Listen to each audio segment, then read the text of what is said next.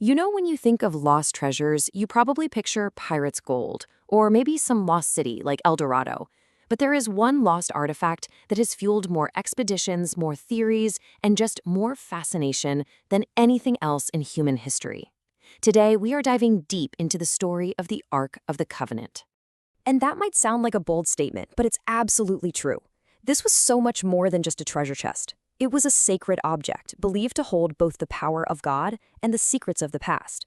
Its disappearance created this giant void in history, a mystery that people have been trying to solve for over 2,500 years. So these are the two big questions at the very heart of the mystery, right? To understand the search, we first have to understand what it is they're even searching for. So what was the Ark, and why did it matter so much? Well, the story of the Ark doesn't begin as some vague legend. It starts as a detailed blueprint, a divinely ordered construction project with an absolutely extraordinary purpose. Okay, so according to the book of Exodus, this was not just some fancy box, no way. It was designed to be the literal, physical meeting point between heaven and earth. The very presence of God was believed to dwell in the space right above it, which made it the most sacred object in the world for the ancient Israelites. And what was inside was just as important as the chest itself. It held items that basically symbolized the entire relationship between God and Israel. You had the tablets of the Ten Commandments, which represented God's law, a golden jar of manna, that's the miraculous food from heaven, which stood for his divine provision, and Aaron's rod, which symbolized his authority. This wasn't just a relic, it was basically a container holding their entire national identity. Even the materials it was made from were packed with symbolism. The core was humble acacia wood, representing the earthly human realm. But it was completely covered, inside and out, with pure gold, a symbol of divinity and perfection. So the ark itself was this physical metaphor for the connection between humanity and God.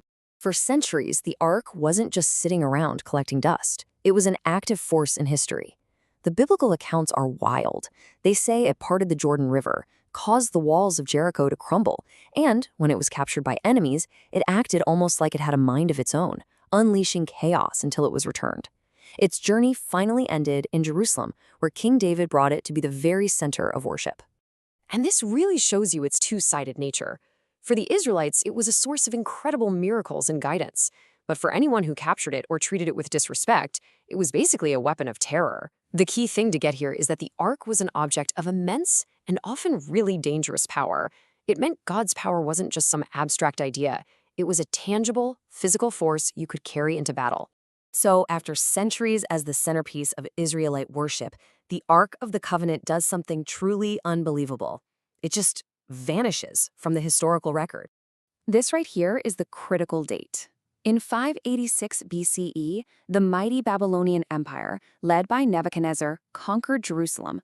They sacked the city and they destroyed Solomon's magnificent temple, which was the Ark's one and only home. And here is where the mystery gets really good. You see, the Babylonians were meticulous record keepers. We have their detailed lists of the treasures they stole from the temple, the gold, the bronze, all the sacred vessels. But the most valuable, most sacred object of all, the Ark, is nowhere on those lists.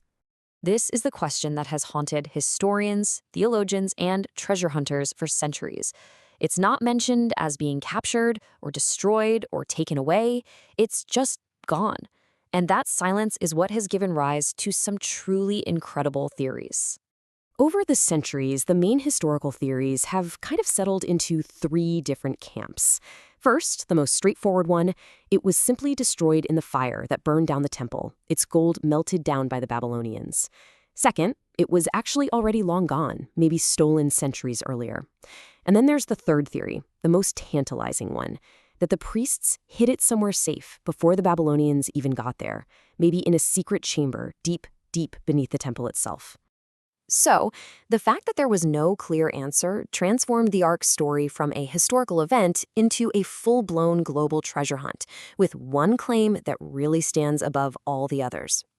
Believe it or not, the Ethiopian Orthodox Church has claimed for centuries that they are the guardians of the one true Ark of the Covenant, and that it sits right now in a small, unassuming chapel in the city of Aksum. Their whole claim is based on their national epic, a book called the Kebra Nagast. It tells this amazing story of how Menelik, the son of King Solomon and the Queen of Sheba, brought the real ark from Jerusalem to Ethiopia and left a clever fake in its place in the temple. And this isn't just some fairy tale for them, it's a foundational story for Ethiopia's entire national identity. What makes this claim so compelling is just how mysterious it is. To this day, the object in that chapel is guarded by a single monk. He is the only person on earth allowed to see it. He's appointed for life and can never leave the sacred grounds. And because of this, no one, no historian, no scientist, nobody, has ever been able to verify the claim. But Ethiopia is not the only game in town.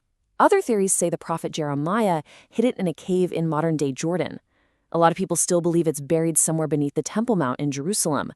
And then you have the Lemba people of Zimbabwe, who have this incredible oral tradition about a powerful sacred object they call the drum that thunders, which they say their ancestors carried down from the north.